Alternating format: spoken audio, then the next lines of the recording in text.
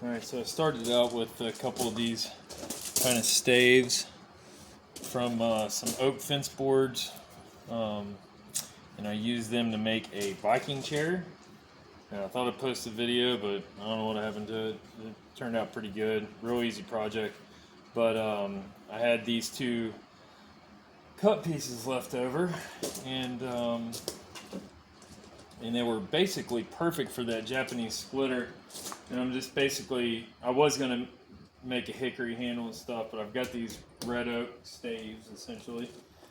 And so I started out with something like that, and I've got it down to general profile, and my hands are pretty big, so I'm trying to make it towards, when I do finally break that other one,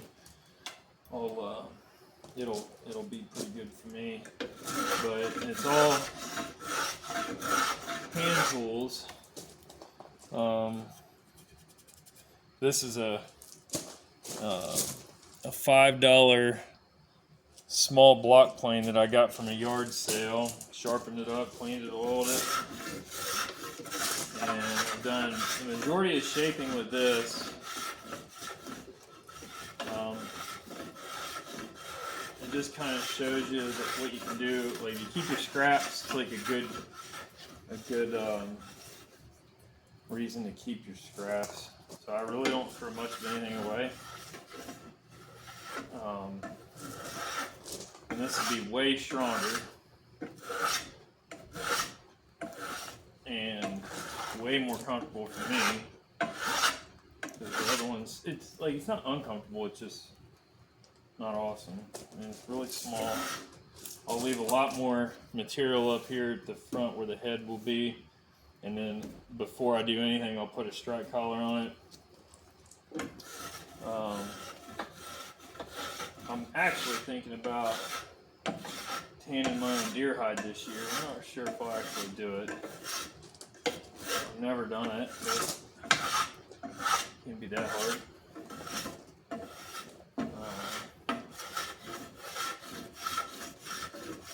But these little block planes are just awesome. And then you can use a rasp. So this is a $1 rasp or $2 rasp, either from the Restore or yard sale, and these blades just unscrew out of here and they just pop out like that, and then they tighten back up. And you can just little replaceable cheap blades. They don't remove much material at all, but they'll dehorn it some, and allows you to kind of take off just a little bit of material. Not as smooth as sandpaper, but close, so it removes a little bit more material, a little more aggressively.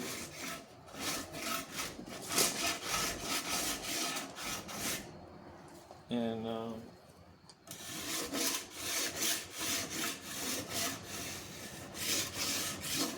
it's starting to profile pretty good. A little bit of a high spot there. And it's gone. And when you put it in your vise like this, you can see everything that matters.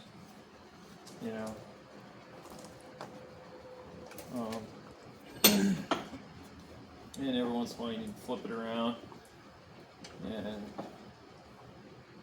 let's do this.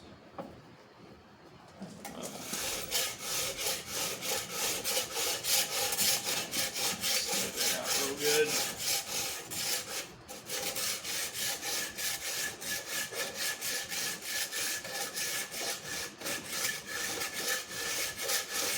And so you can get these farrier's rasps. If you know a farrier, a horse farrier, that's somebody that shoes horses, and they go through these really quickly, and they're basically trash to them, but they're still really good for wood. Not quite for a horse hoof, but still works good for wood. I mean, that thing will remove some meat quick, and typically get them for about free. I think new they're about $12 a piece now. And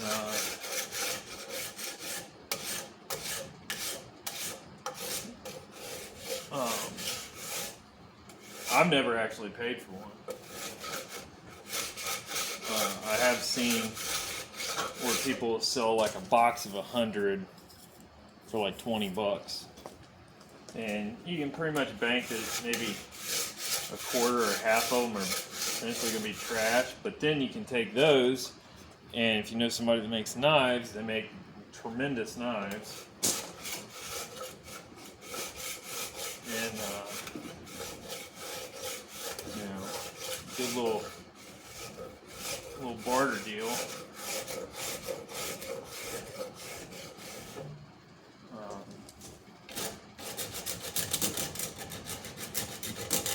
And the thing is I'm not looking for pretty. I'm looking for functional. You can see how much material that thing takes off. It's not much, it's subtle, but it goes quick.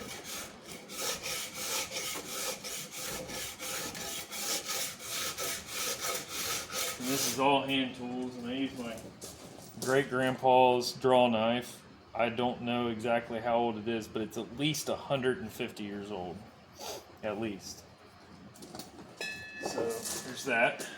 Or at least that's what I was told.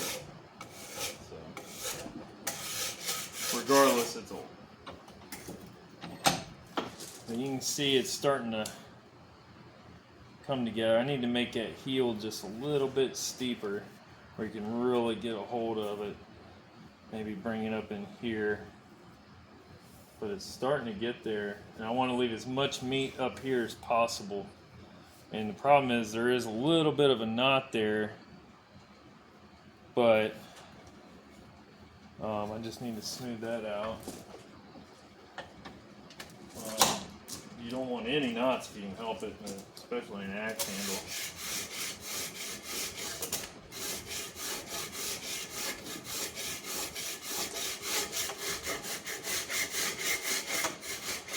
But it's ultra satisfying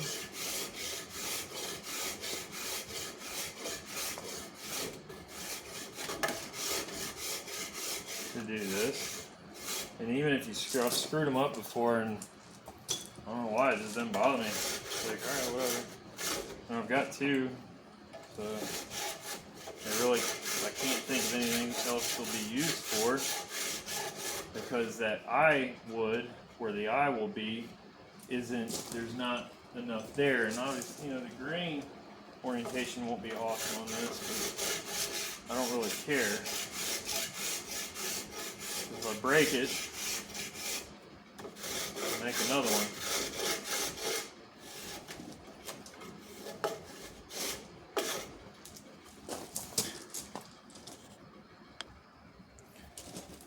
So, it's getting there.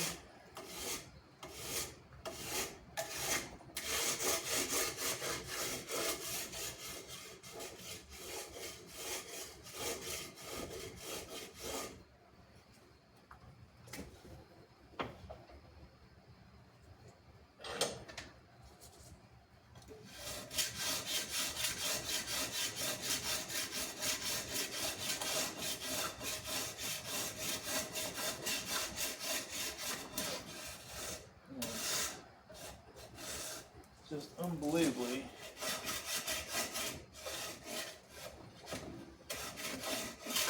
satisfying.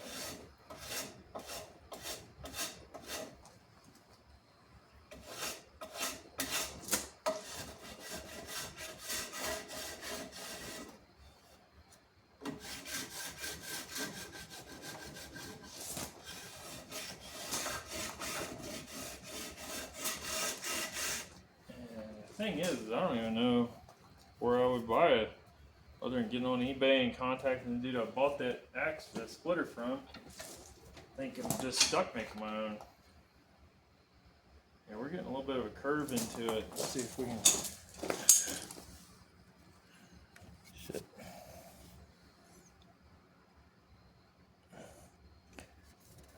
it's pretty straight. It's pretty doggone straight, but getting a little bit of a back curve to it. Might be able to make that out, which is what I want.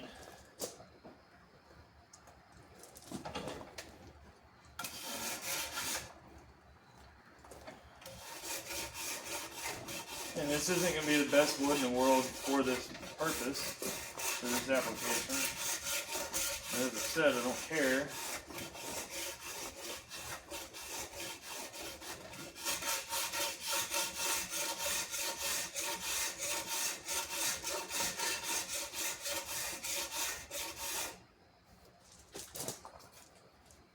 They seemingly never dull.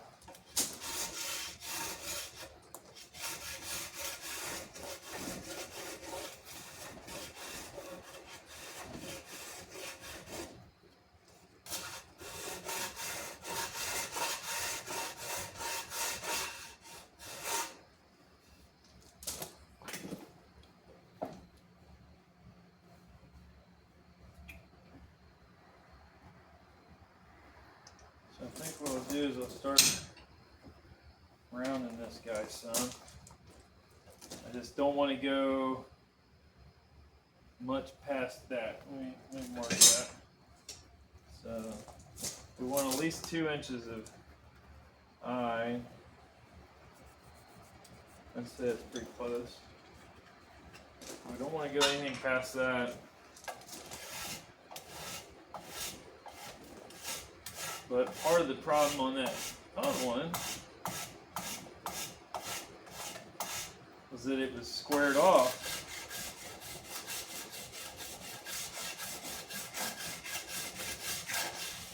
And yeah, we don't have to do the back side, we just have to do the front. But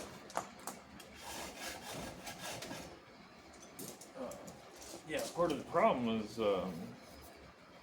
it would catch because it was so square, you know. Like, I guess it would be, well, it's just square. And instead of being rounded, so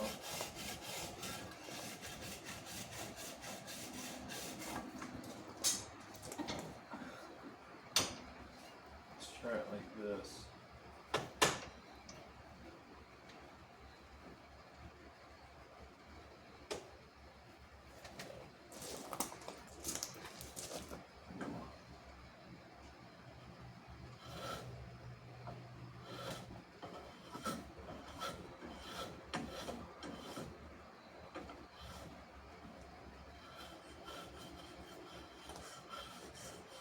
And I've gotten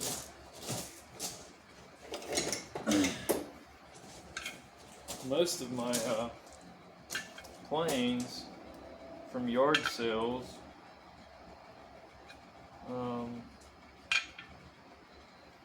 I do like this one a little bit better. This one just, it doesn't set up as nice. This is a Stanley. I'm not sure which number model. Doesn't even say made in USA. I'm sure. Oh shit. I'm sure I got it in a yard sale as well.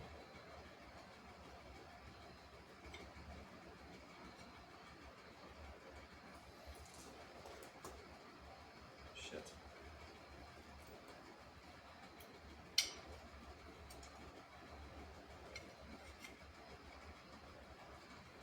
I think that's supposed to go all the way down.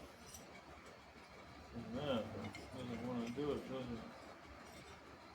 I don't know. I'm not crazy about this one.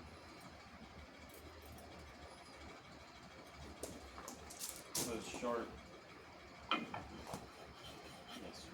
I mean, it's taken off a little bit.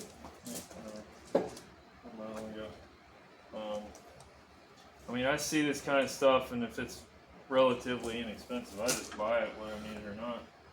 And then this one, so this one you just turn in just a little bit, and that adjusts the blade depth. And now I'm going to remove a little bit more material.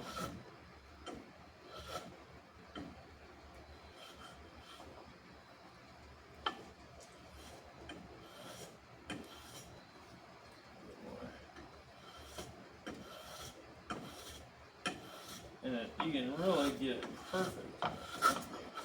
It's catching there because of that knot.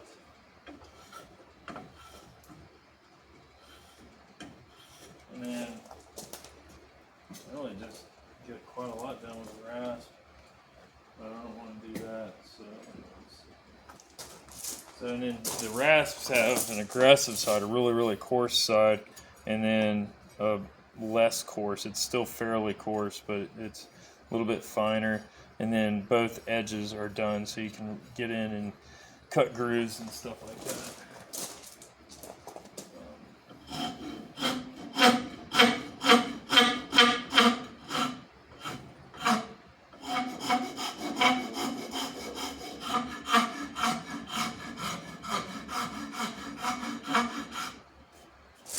Now you can take tape and put like duct tape on your vise, so that way if you do hit your file on your vise, it won't jack your file up. But I get these for nothing, so. And then I take them to a knife maker, or he comes and gets them.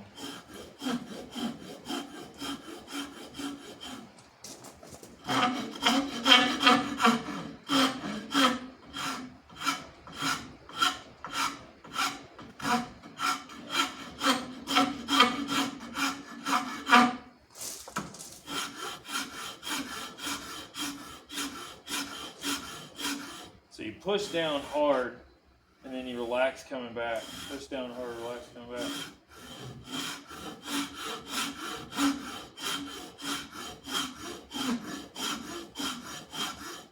And it's making that noise because for whatever reason the grain is more open on this side, probably because of that knot.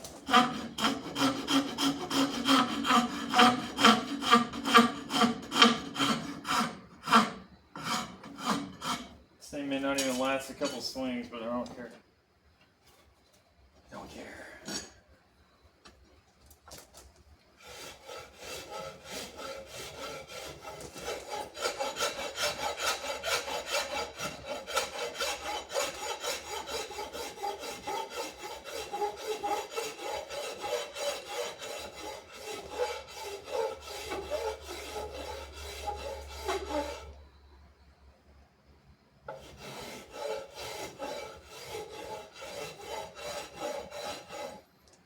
Typically, it's you put a handle on here, right? But I don't know, my hands are pretty tore up, so it doesn't really bother me as much.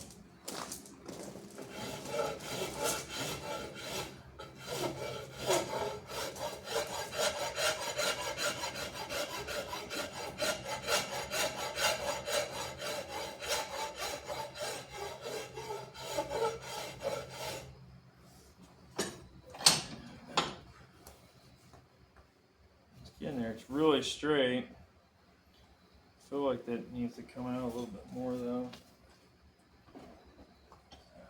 Let's see what time we're looking at. 15 minutes.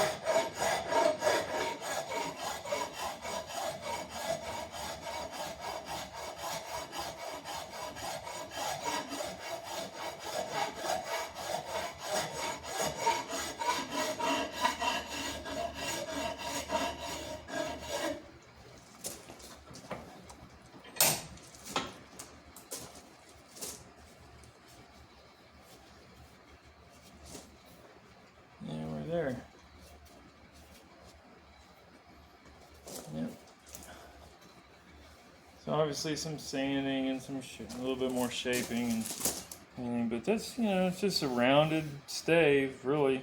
A little bit of a handle in it, you know. But it's got a lot more meat to it. Should react a little bit better. I don't know, we'll see. Gotta clean it up still. But that's the rough shape. It's got a little bit of a curved spine to it. Just a little bit. I might put a little more into it, but it's pretty good so far. So, not bad. Easy peasy.